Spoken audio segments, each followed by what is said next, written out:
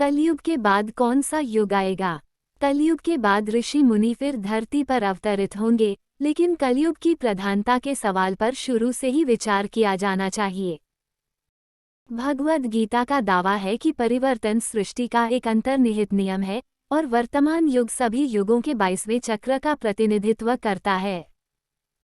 जिस प्रकार शरीर त्यागने के बाद आत्मा नया रूप धारण करती है और दिन के बाद रात होती है, उसी प्रकार युग भी एक निश्चित अवधि के बाद बदल जाते हैं। विष्णु पुराण वर्णन करता है कि कलयुग आएगा जब दुनिया की पाप की सीमा बढ़ जाएगी और लोग महसूस करेंगे कि अंधकार का युग शुरू हो गया है। कलयुग की शुरुआत महिलाओं के बाल कटने से होगी और युवा दिखने के लिए हर कोई अपने बालों को डाई करेगा। जब बेटे अपने पिता से लड़ने लगेंगे और गृह कलह शुरू हो जाएगी, तो कलयुग अपने चरम पर पहुंच जाएगा और ब्रह्मा और विष्णु एक हो जाएंगे। कलयुग का अंत तब होगा जब विष्णु कल्कि का रूप धारण कर दुष्टों का नाश करेंगे, जिसके बाद सतयुग एक नया युग शुरू होगा। कलयुग का अंत आते आते कैसी हरकतें करेंगे लोग? कलयुग 4,32,000 वर्ष का होगा, जिसमें से 5,121 वर्ष ही बीते हैं। इस उम्र में लोग नास्तिक हो जाएंगे और उनका एकमात्र उद्देश्य धन कमाना होगा। नदियां सूख जाएंगी, गाय दूध देना बंद कर देगी और पिता, पुत्री और भाइयों के संबंध समाप्त हो जाएंगे।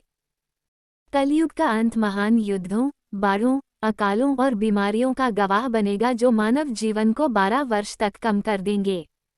हालांकि कलयुग की समाप्ति के बाद सतयुग शुरू होगा, जहां भौतिक सुखों के बजाय मानसिक सुखों पर ध्यान दिया जाएगा और घृणा के बजाय प्रेम पर जोर दिया जाएगा। सतयुग 17,28,000 वर्ष का होगा और मनुष्य की आयु 4,000 से 10,000 वर्ष तक होगी। भगवद गीता हमें सिखाती है कि परिवर्तन अपरिहार्य है और यह सभी युगों के परिवर्तन का 20वां चक्र है। इसका अर्थ है कि यह युग पहले भी 22 बार आ चुका है। जैसे हमारी आत्मा मृत्यु के बाद शरीर को छोड़कर दूसरा रूप धारण कर लेती है, वैसे ही एक निश्चित अवधि के बाद युग बदल जाता है। कलयुग का अंत। ब्रह्मा पुराण के अनुसार कलयुग का अंत आ जाएगा और मनुष्य की आयु शुरू हो जाएगी, जो 12 वर्ष तक चलेगी।